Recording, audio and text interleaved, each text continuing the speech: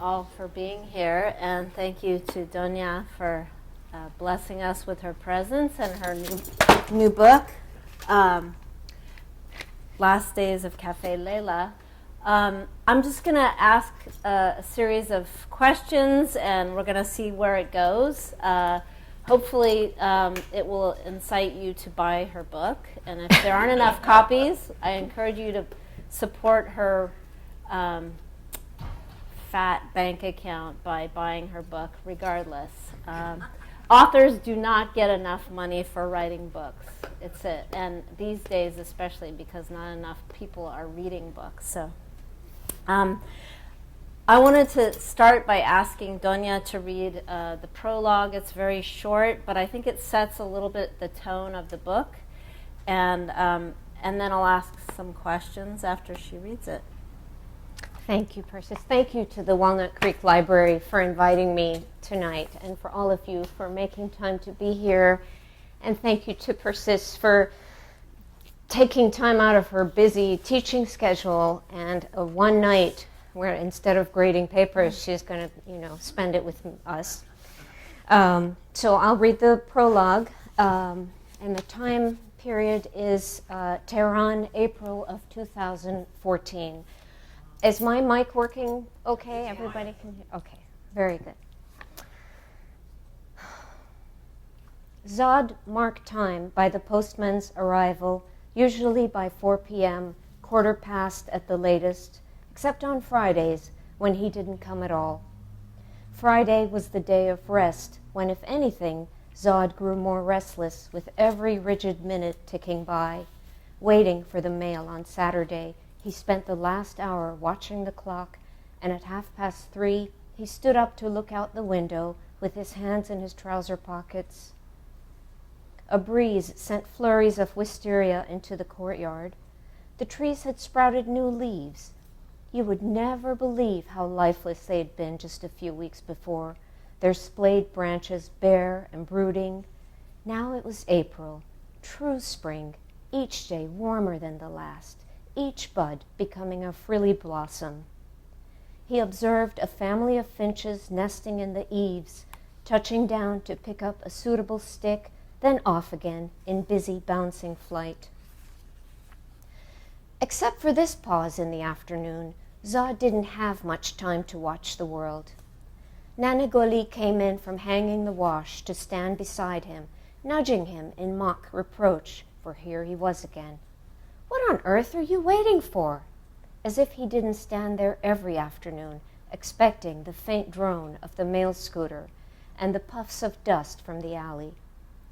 He pushed away from the ledge and crossed the hall to go outside, leaving his jacket on the peg and the old woman framed in the window. Already he felt light-footed, less pain in his joints when he tested the first step with one shoe. He considered leaving his cane, but Nanagoli was watching him, and Zod didn't want to hear her fair warnings. Sometimes he deliberately prolonged the short walk to the garden gate, pausing to examine a chipped tile or tuck away the loose tendrils of jasmine curling forward from the brick wall. How far was the carrier from him now? Had he reached the traffic circle? It was best to approach the gate just when he arrived so as not to seem too anxious. Letters from America took sometimes 2 to 3 weeks to arrive, and there had been no post at all the past month. Noor, his daughter, still wrote to her father, and he kept her letters neatly bundled in his dresser drawer, letters that lately spoke of nothing much at all except domestic matters. But it wasn't so much the content anymore as it was the thread that reassured him, that drew him into her life. A silence this long was unusual, and he was afraid that something had happened. Children didn't even answer their telephones anymore, and Zod couldn't stand speaking into the hollow space after hearing their recorded greetings. He still preferred a penned note. "It must be today. Please let it be today." Yet whether a letter came or not, Zod greeted the postman with a warm smile. And today when the carrier said, "I have something for you," Zod took the envelope from his hand and folded it into his pocket in a casual way, and continued to exchange pleasantries, as if the man could be deceived into thinking that the envelope from America wasn't from Zod's daughter, as if it were a utility bill, as if his restless thumb wasn't twitching to part the glue. All in a moment, the waiting gave way to joy. The letter came alive in his grip, pulling him at once into two worlds. One on the threshold of Café Leila, where every day he listened for the sound of a motor drawing near, and another world in his pocket with his children, where he had to curb a desire to run, to shout, to draw out the paper and wave it to and fro. Thank you. Thank you. I asked you to read that because in some ways I think it's part of a generation where people actually wrote letters. I know because I had a cousin. I grew up in Walnut Creek, by the way, and spent a lot of time in this library, but I had a cousin who lived with us. He came from Iran, and I remember his running to the mailbox. And so part of what I wanted to also elicit was the idea that this is a man or a character who's in some ways part of a different generation where the separation between him and his children is so pronounced, and letters become the sort of the glue to keep that connection alive. And I wanted to ask a little bit about what the inspiration for this story was. Mr. Magnani, when he introduced you, talked a little bit about your return trip to Iran. And this seems to be a story about lots of leavings and returns. Mm-hmm. And maybe you could sort of situate it a little bit in your own journey as a writer and as also an Iranian American. Mm-hmm. I've lived longer in America than I lived in Iran. It's funny, the tug on my heart that I still feel. But I've always wondered what it would have been like, what would have happened if I had not left. And in this era of mass migration, I wonder every day how people pack up their things and they leave and they go to a new country and learn to live in an entirely new way, as if newly hatched. And I think that all that wonder about how that happens, how did my parents do it, led me to fiction and trying to solve some of those riddles. And I wanted to explore what would have happened. For me, there is no going back to Iran, but I wanted to create a fictional character. I thought, can I come up with a character who can take me back, who can walk the streets I used to walk and smell the foods I used to eat? So that was part of the I don't know if I can call it inspiration. I think it was more curiosity about, can you go back? Can you go home again? Can anyone go home again? And if you can't, how do you restore a sense of belonging so that you don't live in a state of perpetual exile? And I have so many friends who still have parents or have parents who have recently died in the last 5 years or so, whose parents were in Iran and their children were going to college here, and then they stayed and married and had families, and they were making that journey back and forth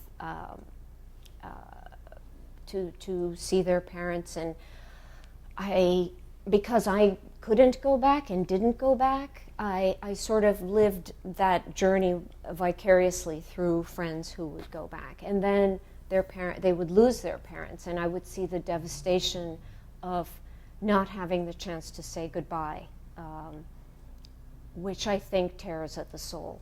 So there's so many layers in all of this, and I can't even remember what the question was because I just went off on my tangent. That's fine. I kind of had a similar question, which you partially answered.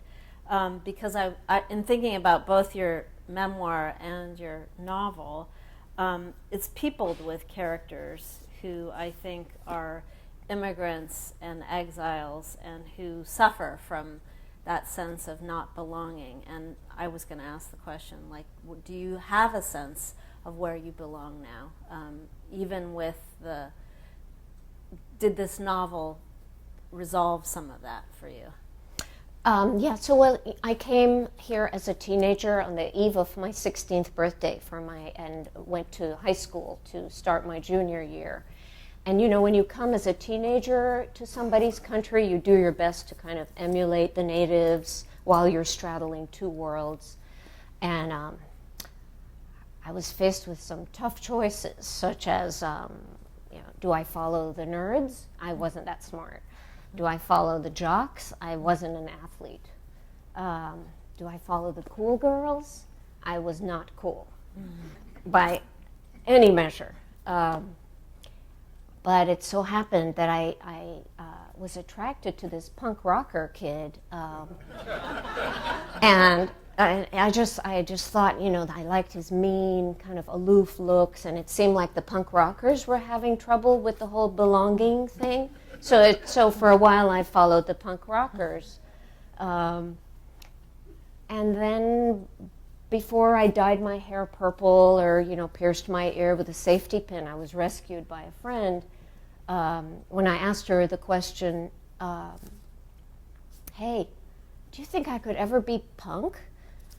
And she looked at me, and she shook her head, and she said, "No way. It's not going to happen.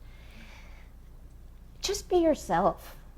And I thought, be myself? That's the last thing I want to be. I'm trying to find a way not to be my awkward, weird-looking, frizzy hair, big, thick glasses self. So that wasn't helpful. And it took me 3-4 decades to find out what be yourself even means. So when you said, did you find this sense of belonging through writing, through these characters? That actually is true, because it wasn't until I wrote this book, which is, by the way, all about what makes a family, what makes a good family. Because it might seem old-fashioned, but I think all of us want to know what makes a good family. And through these characters, I learned that being yourself means giving of yourself. They taught me. And I can't believe it took me that long to figure that out. So yes, through them, I restored a sense of belonging. And I think that when I said, what makes a good family, it goes to what is that urge to go home for Thanksgiving year after year? What keeps you in that kitchen with a turkey year after year? Why do you keep inviting that brother-in-law who doesn't like your gravy year after year? And I think that it has less to do with, that sense of gratitude we're supposed to have at Thanksgiving, and more about hope. You hope that people will show up and they'll be their best selves, that they'll eat the Brussels sprouts even if they're not organic, that these situations that bring families together, that will bring out the best in you, not the worst in you. And that's where I find my sense of belonging, is with family. Great. In your memoir, you had a statement that really resonated with me about exile being threaded into every aspect of your life. And, the process of immigrating under duress, such as your family, happened to many Iranians, that they had to leave very suddenly as a result of the revolution, the Iran-Iraq war, and political circumstances inside the country. But we keep seeing that there are subsequent migrations out of Iran because of internal problems, economics being a really big one right now. And how do you think your book, in some ways, still resonates with younger generations of Iranian immigrants? I don't know if it resonates. I had a young Iranian woman at a reading at a bookstore in Seattle who challenged me and said, how dare you write about a place you don't live anymore and haven't been for over 3 decades. And I was so, and you might think that I was, at first everybody in the audience gasped, because I think every time you start a question with how dare you, everybody's like, oh no, please, don't go there. But I was actually so proud of her, because it takes a lot of courage to stand up and confront someone who's older than you and, challenge them.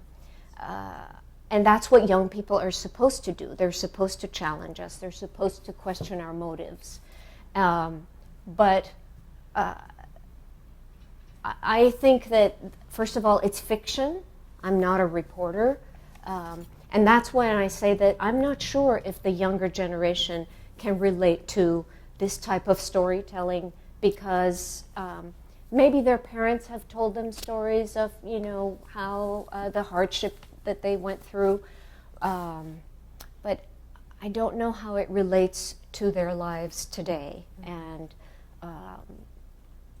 if they are living in Iran, they might find it sort of as an indulgent nostalgia that has nothing to do with their daily lives.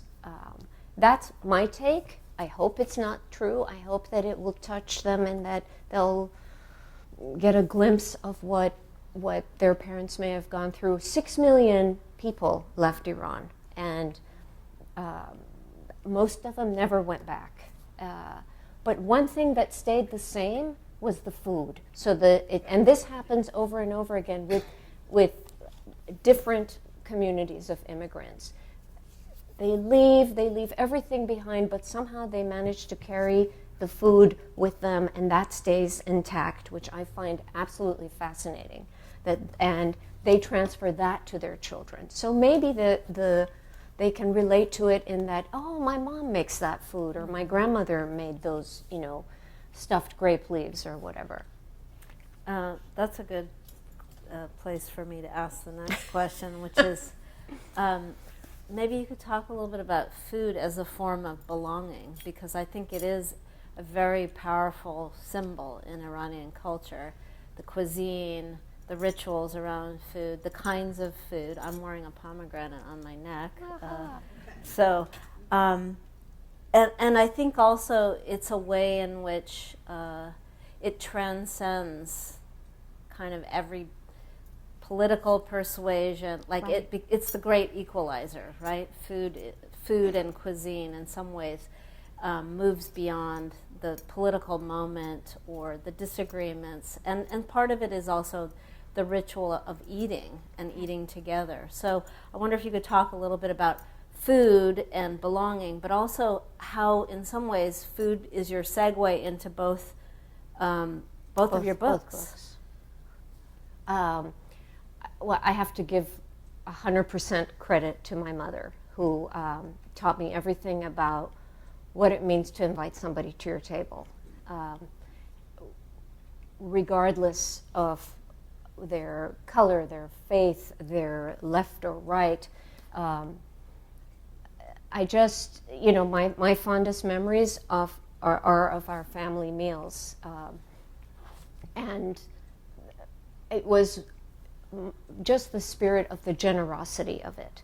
And I don't think this is unique to the Persian culture. I think that every culture has its kind of food fetishes and its desire for those flavors that spark memories. And I think that we all kind of store these flavors in the attics of our minds, and we go there for comfort, for refuge, for solace. I do. I know that I always feel like when things are not going well, I am beeline to the kitchen, even in writing. It's writing about food for me is like when you come to a clearing, because the rest of it is so hard. And because I don't have an MFA. I didn't major in creative writing. I don't belong to a writing workshop. So I am literally, each sentence, each word is really like having my tooth pulled without any anesthesia. So it's really like that. Or my other metaphors of rubbing two sticks together to see if I can make a little tiny catch a spark. Because it's the idea of a fire is such a beautiful idea, but how do you put fire on the page? So when I can write about food, whether it's in the memoir or in the novel, it's like I can just sit back, and I know what to do, and it's a gift that I'm so grateful for, because I can take a break from the hard stuff, of stitching words together and just say, and most of the food in the novel is all made up. I've never made any of those dishes. So please don't ask me for recipes later, because I don't have a clue. But this one, the memoir, those are real recipes and they all work. I can vouch for that. But don't ask me how to make piroshkis or all the other things they make in the last days of Café Leila, because I really don't know. But it was so fun to just make up stuff and make it sound absolutely believable. So, yeah. Did I even answer that question? Yes, definitely. So one of the things that I find really interesting about the novel is there's a lot of movement. You have the parents, or the grandparents of Noor, who came originally from Samsara. From Russia. From Russia. And then started a cafe. And then you have Noor, who comes to the United States. So there's a lot of moving around, embarking and returning. Is that something based on something in your own family, or is it just unique to your generation that you immigrated to the U.S., or do you have grandparents like? I don't even know where the Russia thing came from. Why they had to have immigrated from Russia. I think in the back of my mind, there wasn't sort of an agenda or I wasn't drawing from my own experience necessarily. I wanted to show an Iran that was open to the world. I wanted to show that this is what it used to be like, that all kinds of faiths and all kinds of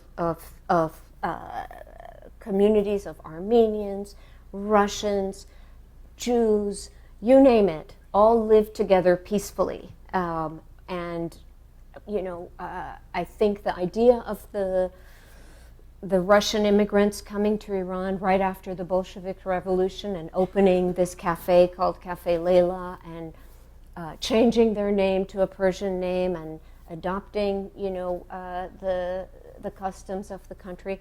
All of that, I think, maybe came from the idea that there was some of the best bakeries and delis in Tehran were run by Armenian families. And I remember my father coming home, with the forbidden ham, which he loved, and it was from the Armenian deli. And everybody lived side by side in harmony. At least that's my childhood memory of it. This new place where there's so much division isn't my experience of Iran. So I'm sure you've been asked this, and anytime anybody writes about Iran, they're expected to basically explain or justify or defend Iran and Iranian culture. And in some ways, fiction gives you that sense in which you can make up stuff, right? But I imagine, just like the young woman you said who challenged you, I imagine people still assume that anytime you write about Iran, you should be expected to answer what's going on politically, including right now in this moment.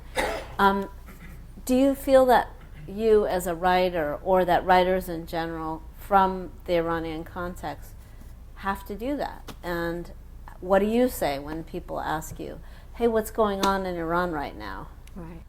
Yeah, I think anytime you come from a troubled part of the world, it comes with the responsibility of doing some explaining in some way, shape, or form. When I wrote the memoir, I wrote it as a love letter to my mother, just to buy some extra time with her because I lost her so suddenly. And after it was published, I received so many letters from readers who wanted me to know their sorrow too. And it felt so good. They didn't ask me questions necessarily about Iran. They wanted me to know about their mothers. Mm-hmm. And it felt so good to reach people through words when forever I had only been able to reach them through food. When the novel was published, I didn't get any such letters, but I did get questioned, like the young woman in Seattle. But I got questions like, why did you write a political novel? Or, why would you jeopardize your chances of ever going back to Iran?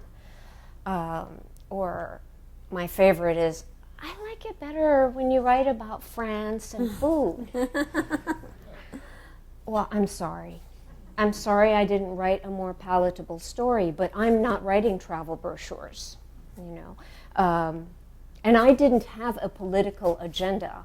I just saw it as my job is to tell a story, and I have to tell that story by being true to my characters. And lucky for me, these were characters who were adventurous and open to travel, and my only responsibility was to them, not to anybody else, to show them the grim and the beautiful. And so that is the leeway of fiction, and that's why my response to the young woman who challenged me was, I'm not a reporter. I can write anything I want if it's under this is fiction. It's all make believe, mm-hmm. and it's my wishful thinking, a world of wishful thinking. Great. So then the question is, if writing is so hard and cooking is so easy, why are you choosing to be a writer and not the chef proprietor of a restaurant? Donia in Right. Good question. So, I spent so many years cultivating my reputation as a dependable, reliable cook who would give you a decent meal if you came to my restaurant. That was my focus. And I gave it all up to write. But as you said in the opening so eloquently, whether you write or you cook, you're going to lose your shirt. Mm. There's just no way around that. Yeah, right? Yeah. Unless you're Patterson or, you write the Da Vinci Code or something. Otherwise, forget about it. So, but I didn't care. I didn't care if I lost my shirt. I never cared if I lost my shirt as long as I could lose it my way, which is always blind as a bat. Mm-hmm. Here I go. When I look at the choices I've made in my life, I kind of see this pattern of, let's see what is the most difficult, and then I do it. Whether it's follow the punk rocker or, I'm going to open a restaurant. Or, I want to cook for a living. I'm going to write a novel. Mm. And the truth is that ignorance is bliss. Because if you know too much, you'll talk yourself out of it or someone else will. Mm. And so I've kind of trusted that compass that says, do that. But don't learn too much about it before. Just go in. Jump feet first. Well, it seems like there's a lot of intuition in cooking and a lot of intuition in writing. And they both have some similar pleasures, right? Which is feeding people, right? And also I think they both rely a lot on the notion of how food and literature in some ways evoke memory for individual people who are consuming them. So I think the crossover doesn't seem too difficult for me to understand, because they're both really creative things and they're intended for someone else ultimately, right? I think there's nothing more intimate than that relationship between the cook and who he or she is cooking for, the same as the relationship between a writer and a reader, so much so that if it's a good novel, you're not reading, you're eating those words. You're gulping down every word and falling in love with this author who stirs something so deep in your stomach, which maybe until then was completely hollow and you were starved, and that author fed you. So I do definitely see the parallel line of both endeavors.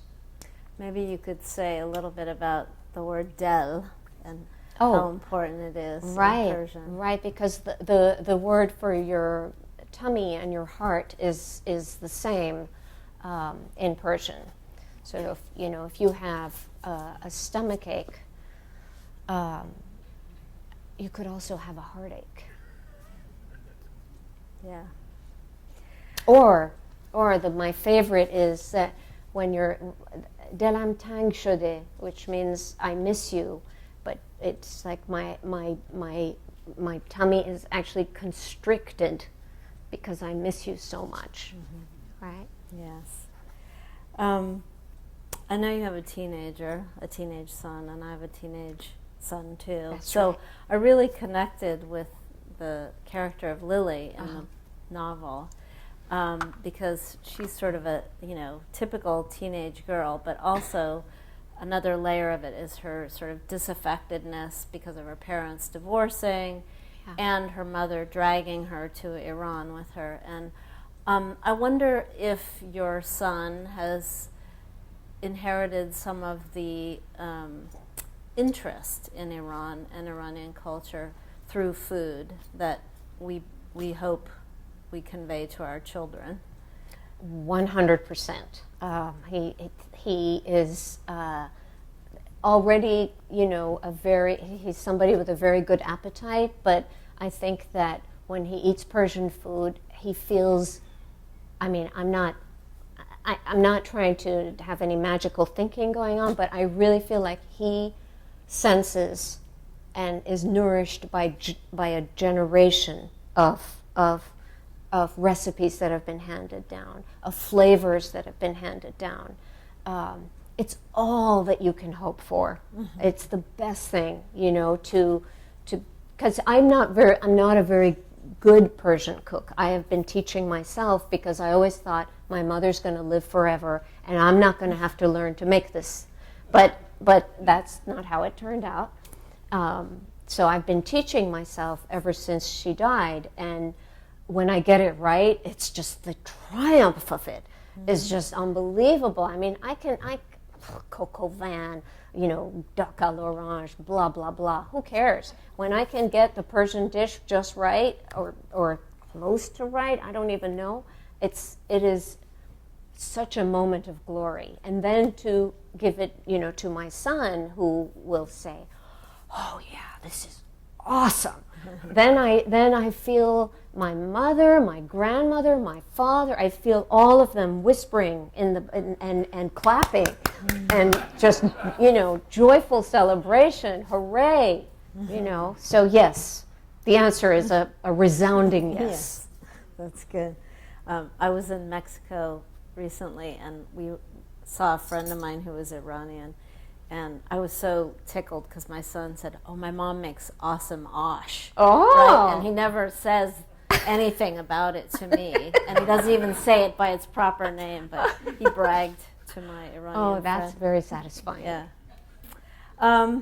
I guess I wanted to ask a little bit more, and then I wanted to see if anybody in the audience wanted to ask any questions, because it seems like an appropriate thing for others to jump in.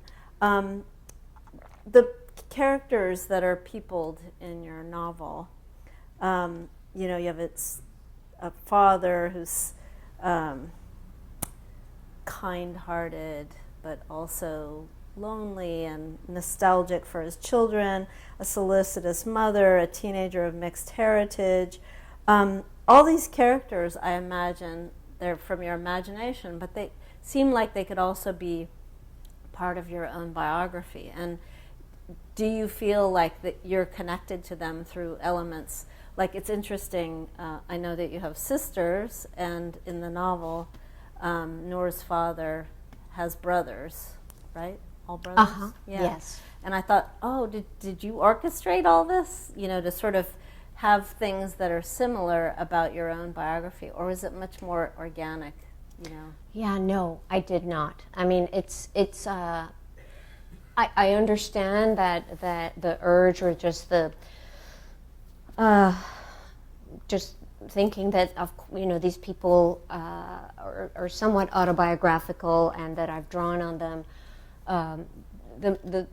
The only character who is truly from my own life is the doctor, who is my father, and everybody else is made up. Of course, they draw small things from people I've known in my life, but I don't know anyone as compassionate or generous as Zod, the father of who is the patriarch and runs Café Leila.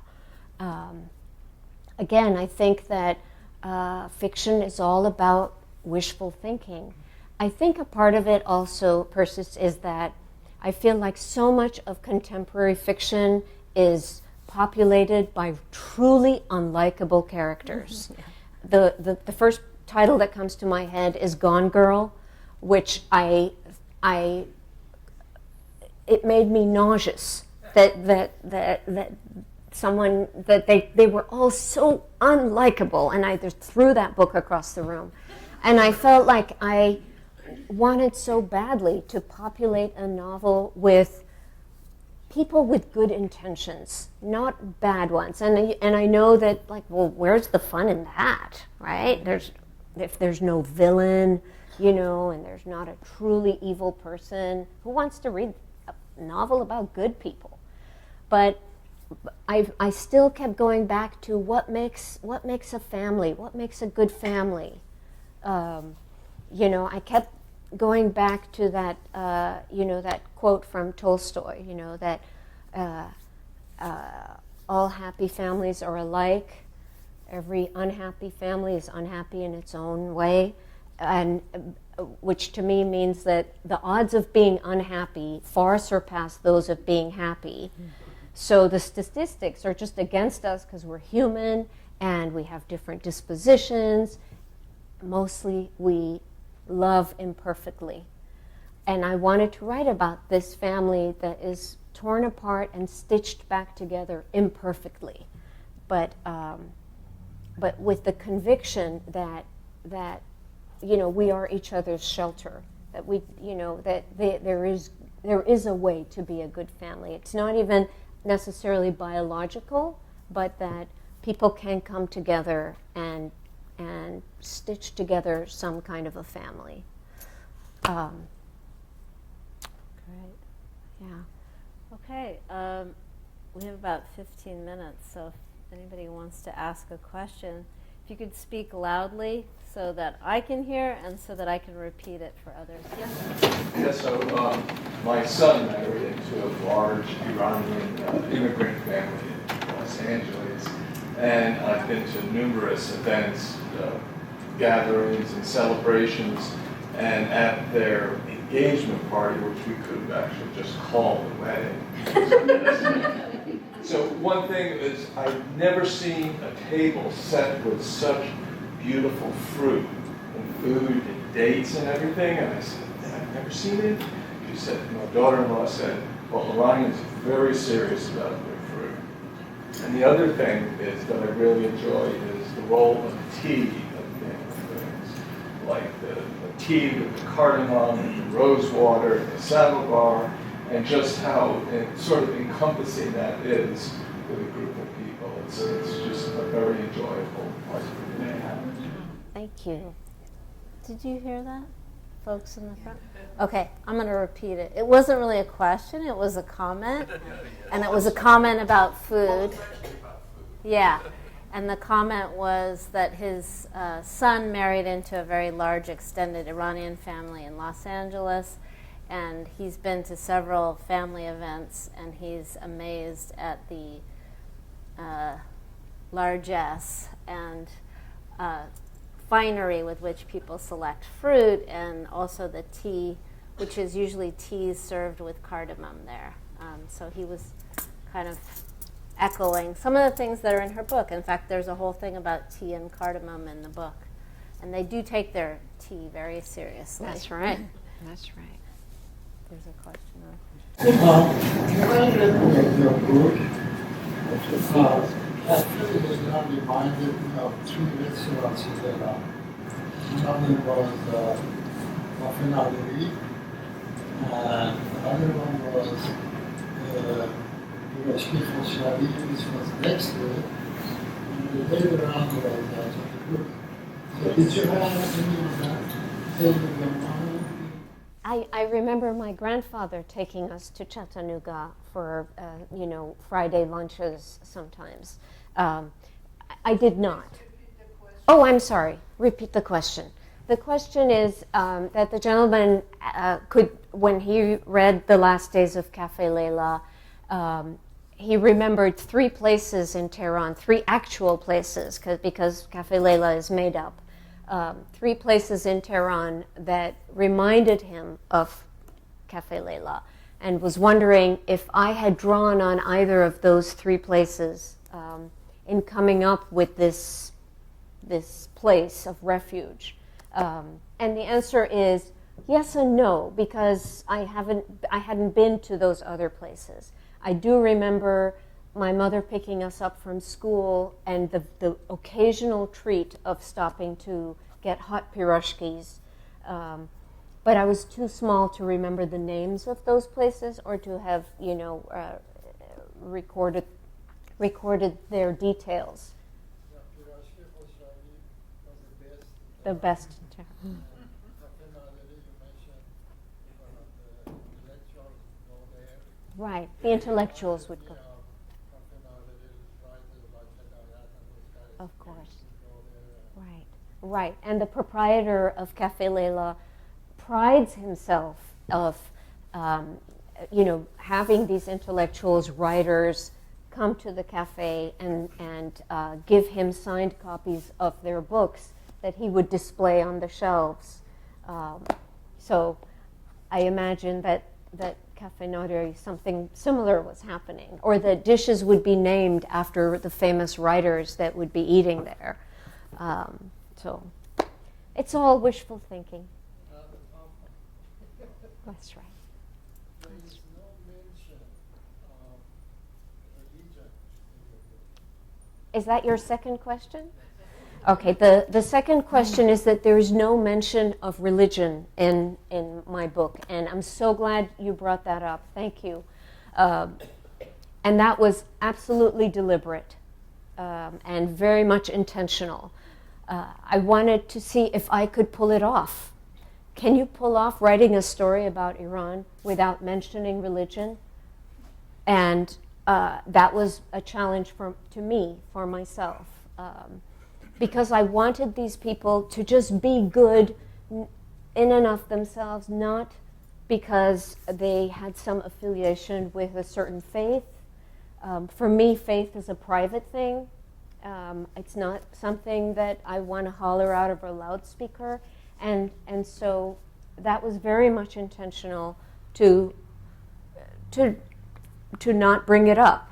That these people can be very spiritual, but in their own private way, in their giving and their generosity and their open-heartedness. Thank you. Yes. I just have a basic question because I haven't read your biography. Do I understand that you owned a restaurant, and if so, where was it? Yes. The question is, did I own a restaurant and where was it? And I owned a restaurant in Palo Alto, but it's no longer. Yeah. What was it called? It was called Donia. Never put your name on a door. Foolish. So what was the first word? Yes, Fred Lemmy. does. L''Amie. Yeah.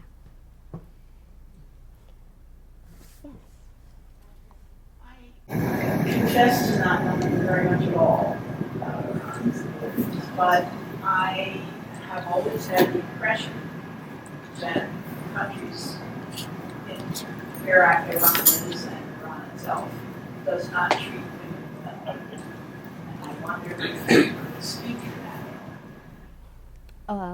that. The question is, and correct me if I say it wrong, is that your impression of Iran is that women are not treated well, and if I could talk about that a little bit. I am the daughter of a woman who fought for women's rights in Iran from when she was very young. My mother went to nursing school in England, and she went back to Iran when she finished nursing school. And instead of just putting her head down and just being a nurse, she got involved in politics. She was one of the first women to fight for the right to vote, and was actually instrumental in making that, in passing that legislation. She was perhaps fortunate, being kind of that time and place, being in the right time at the right place kind of situation, in that the country was in this era of great change and great progress even for women. So she later became a member of parliament and continued that fight. So, and she was a very no-nonsense person. So that was me in that home growing up and seeing that, where, women, and I grew up, we were three sisters, and we watched this person, go out into the world and do things, and still, be there for us and, run a hospital. My father ran a hospital. So my experience wasn't one of being disadvantaged. I never got that message that I can't do something because I am female. But that is unique. And I know that now that I don't live there anymore. In writing this book and without really coming out with an agenda of I'm going to address this, then I'm going to talk about this, and I'm going to talk about women's rights, because that's boring. No one wants to read a novel to get a public service message. It has to happen organically. And so if I can make some indictment in the storytelling of oppression, whether it's of man, woman, child, whoever, then great. But I can't speak so knowingly now about Iran because I don't live there. I can speak of the Iran when I used to live there. Thank you. There was a gentleman right there. Did you have a beta group of readers for your novel? And if so, did you make any changes in the final editing process because of their feedback? The question, thank you. The question is, did I have a beta group of readers? I'm sorry, let me just make sure I get it right. Prior to, right. Group of close readers that were. Yes. The question is, did I have a group of readers prior to the publication of the novel who gave me feedback? The truth is, and the simple answer is no, because I already am filled with doubt on a day-to-day basis. And the last thing I need is another voice in my head or knowing that someone has a draft, and no. My husband did not read this book until the bound copy arrived in the mail. So, didn't even really know what the title was or what I was doing in that room in utter silence day after day. So, yeah. Has it been successful? I'm sorry. The question is, has the novel been successful? I don't know, because I don't know how to measure success. I guess if success means that lovely folks like you took a Wednesday night from your busy lives to come to Walnut Creek Library and listen to us talk, then yes, it was successful. If It's not easy to get a book published either. Right. It is not. So, even holding this right now in my lap, it's an unreal thing. I mean, I just think, well, what are you doing here? So, get back in the kitchen. I can understand why your mother perhaps couldn't go back to Iran. Why couldn't you not go back? Association. Okay. Oh, I'm sorry. The question is why my mother. The gentleman said that he could understand why my mother couldn't go back, but why couldn't I go back? I don't know. I don't know if it was by association that we had kind of this fear, and probably unfounded fear. I did go back in 2010 after 3+ decades in exile, and it was a very profound experience. There was such a sense of being a stranger and a sister, of belonging and not belonging, and I was so awkward. I was still the 15-year-old who had left, 30 years ago. I talked like the 15-year-old who had left 15 years ago. I didn't really even know how to keep my headscarf on. It was just an awkward situation, and yet there was such a strong voice that I felt the very sidewalk was talking to me, and saying, "Where have you been? What took you so long? I am the blood that courses through your veins. I'm your brother. I'm your father. I'm your mother. I'm your sister. What took you so long to come back to me?" And that voice, it made my heart tremble.